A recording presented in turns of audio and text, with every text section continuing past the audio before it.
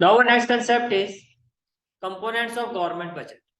Components of government budget. देखो जहां तक कंपोनेंट्स की बात है तो बेसिकली दो कंपोनेंट्स होते हैं। एक होता है बजट रिसिप्ट और एक होता है बजट एक्सपेंडिचर। ठीक है, सबसे पहले हम बात करते हैं बजट रिसिप्ट। अगर मैं बजट रिसिप्ट की बात करता हूं, बजट रिसिप्ट तो ये भी दो पार्ट्स में डिवाइड होता है आपका। एक होता है रिवेन्यू रिसिप्ट और एक होता है कैपिटल रिसिप्ट। अब ऐसे समझो तो रेगुलर गवर्नमेंट की रिसिप्ट होती है, जो रेगुलर रिसिप्ट होती है वो रिवेन्यू रिसिप्ट होती है। मींस वो रिसिप्ट जो ना एसेट्स को रिड्यूस करती है ना लायबिलिटीज को बढ़ाती है। On the other hand capital receipt होती है जो या तो एसेट्स को कम करती है या लायबिलिटीज को बढ़ा देती है। जैसे गवर्नमेंट मान लो अपनी लैंड को सेल कर रही है तो गवर्नमेंट का एसेट्स कम हो गया, या गवर्नमेंट बोरोइंग कर रही है तो गवर्नमेंट की लायबिलिटी बढ़ गई, तो ये कैपिटल रिसिप्ट। और अगर मैं रिवेन्यू रिसिप्ट की बात करता हूँ, ये भी फर्दर दो कंपोनेंट्स में डिवाइड हो जाता है, टैक्स सोर्सेज और नॉन टैक्स सोर्सेज। उसके बाद अगर मैं आगे लेके जाता हूँ, जो टैक्स सोर्सेज है ये भी दो पार्ट्स में डिवाइड हो जाता है, डायरेक्ट टैक्स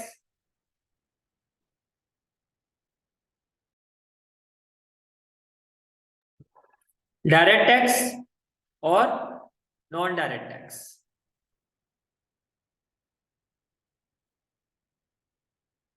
देखो जो डायरेक्ट टैक्स होते हैं या इनडायरेक्ट टैक्स भी कह सकते हो आप इसको, indirect tax.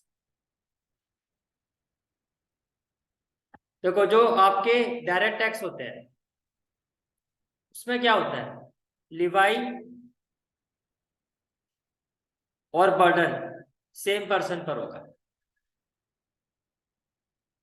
Same person. For example income tax, भैया इनकम टैक्स मुझे पे करना है अपना, ठीक है, तो लिवाई भी मेरे ऊपर है, बर्डन भी मेरे ऊपर है। इनडायरेक्ट टैक्स वो होते हैं जैसे कि मान लो किसी रेस्टोरेंट पर सर्विस टैक्स लगा रखा है गवर्नमेंट ने, भैया आपको इतना देना पड़ेगा। और रेस्टोरेंट वाले वो सर्विस टैक्स किससे लेते हैं, पब्लिक से, जो वहां पे खाना खाने के लिए आएगा। तो लिवाई तो किस पर था, रेस्टोरेंट पर, और बर्डन किस पर आ गया, कस्टमर पर। समझ में आ रहा है, तो ये इनडायरेक्ट टैक्स है। या इसका परफेक्ट एग्जांपल आप ले लो जीएसटी जो हम लोग देते हैं, शॉपकीपर के ऊपर लिवाई होता, बर्डन हमारे ऊपर होता है। समझ में आ गया, ठीक है। इसके अलावा जो नॉन टैक्स वाला पार्ट होता है, जैसे government dividend per income receive करती है, या इंटरेस्ट रिसीव्ड बाय गवर्नमेंट, जो गवर्नमेंट इंटरेस्ट रिसीव करती है, डिविडेंड रिसीव करती है, या गवर्नमेंट जो फाइन वगैरह लेती है, ये सारी गवर्नमेंट की नॉन टैक्स रिवेन्यू रिसीव्ड होती है। समझ में आ गया यहाँ तक सारी चीजें, ठीक है। तो चलो फिर डिस्कस करते हैं। तो देखो क्या कहा गया है यहाँ पर,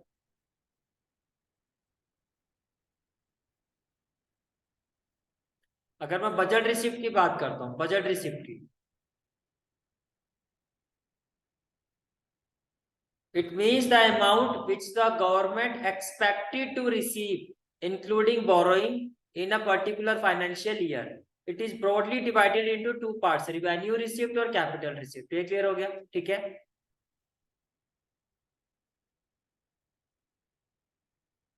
Then revenue receipt within which neither reduce asset। revenue receipt क्या होता है, जो ना तो asset को reduce करता है ना liabilities को बढ़ाता है। which neither reduce asset nor increase the liability of the government, it can be broadly classified into two parts। एक हो गया टैक्स रिवेन्यू रिसीप्ट और एक नॉन टैक्स। ये क्लियर हो गया, ठीक है।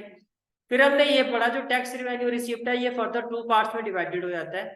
फर्स्ट होता है हमारा क्या, डायरेक्ट टैक्स। तो डायरेक्ट टैक्स में क्या होता है, when the levy of the tax and burden of tax lies on the same person, it is known as direct tax. ये क्लियर हो गया। For example income tax, wealth tax, जिस पर लिवाई होगा उसी पर बर्डन रहता है इस चीज का। दूसरा होता है इनडायरेक्ट टैक्स। अगर हम इनडायरेक्ट टैक्स की बात करते हैं, when the levy of tax lies on producer or seller and burden to pay tax lies on the customer, for example GST। ये क्लियर हो गया। फिर इसके बाद आता है non tax revenue receipt. Non tax revenue receipt में हमने एग्जांपल क्या पढ़ा था, dividend received by the government. होता क्या है, revenue received from the source other than tax is known as non tax revenue received. और इसमें क्या होता है, फाइन कलेक्टेड, इंटरेस्ट रिसीव्ड और लोन्स प्रोवाइडेड, ये क्लियर हो गया, ठीक है। नेक्स्ट पॉइंट आता है कैपिटल रिसीप्ट। कैपिटल रिसीप्ट में क्या होता है, those received which either decreases the asset of government और increases the liability of government. It basically reduces the net assets of the government.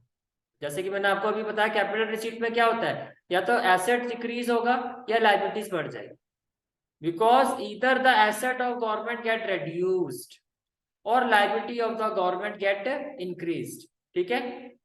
अब अगर हम कैपिटल रिसीप्ट को क्लासिफाई करें तो इसमें फर्स्ट पार्ट आता है आपका रिकवरी ऑफ लोन। भाई गवर्नमेंट ने लोन दिया होगा तो गवर्नमेंट उस पर क्या लेती है, इंटरेस्ट लेती है। तो ये जो लोन था गवर्नमेंट के लिए क्या था, ये लोन गवर्नमेंट के लिए एसेट था।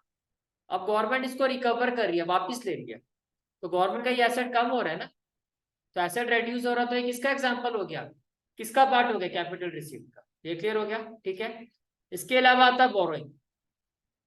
बोरोइंग जब गवर्नमेंट करती है international organization such as international monetary fund या किसी अदर कंट्री से करते हैं, यूके यूएसए से, तो इस बोरोइंग में होता क्या है, गवर्नमेंट की लायबिलिटी जो वो बढ़ जाती है ना। Borrowing simply indicates taking loan. Government में borrow the amount from RBI या इंटरनेशनल ऑर्गेनाइजेशन एटसेट्रा।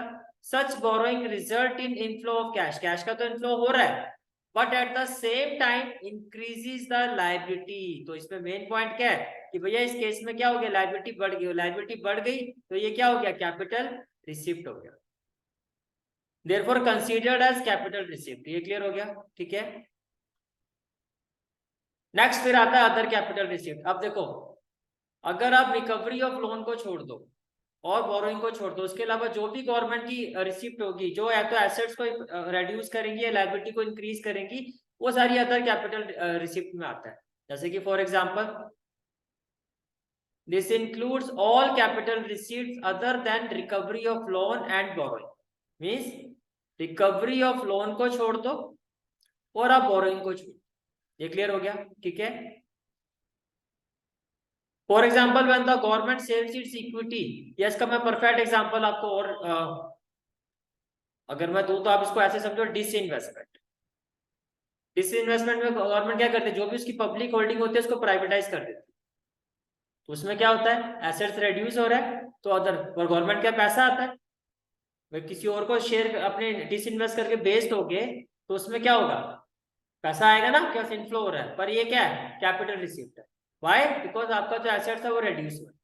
ये यहाँ पर भी एग्जांपल दिया गया, when the government sells its equity holding in the company to the private sector known as disinvestment, तो जो मैंने अभी आपको बताया, इट रेड्यूसेस द एसेट्स तो कंसीडर्ड एज कैपिटल रिसीप्ट। ये क्लियर हो गया, ठीक है।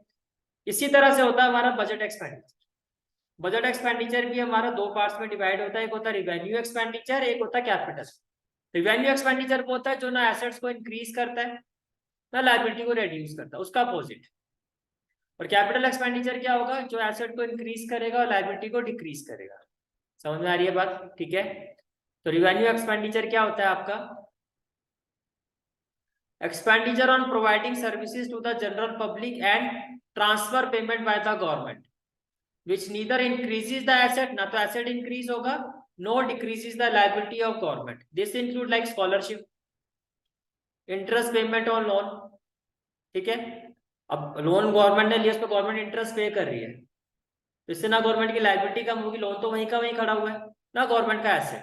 Expenditure on providing free education, या गवर्नमेंट अपने एम्प्लॉयज को सैलरी देती है, ये भी क्या है, जो मतलब रिवेन्यू एक्सपेंडिचर, रिवेन्यू आपका रिसीट हो, बेसिकली आप से समझो रेगुलर होने वाली चीज, जो रेगुलर खर्चे। समझ में आ रहा है, ठीक है। फिर आता है कैपिटल एक्सपेंडिचर। तो कैपिटल एक्सपेंडिचर में क्या होगा, या तो एसेट इंक्रीज होगा, इधर इट इंक्रीजेस द एसेट, और लायबिलिटी डिक्रीज और decreases the liability.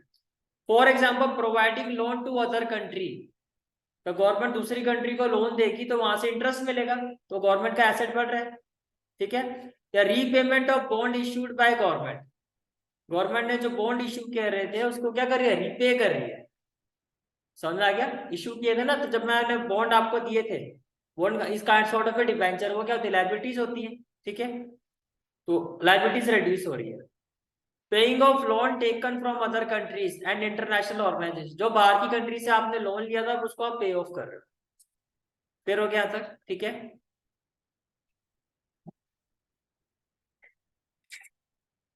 Till now what we have understood. Next component आपने क्या समझा? Budget expenditure. बजट एक्सपेंडिचर कितनी तरह का होता है? दो तरह का होता है, रिवेन्यू एक्सपेंडिचर और कैपिटल एक्सपेंडिचर।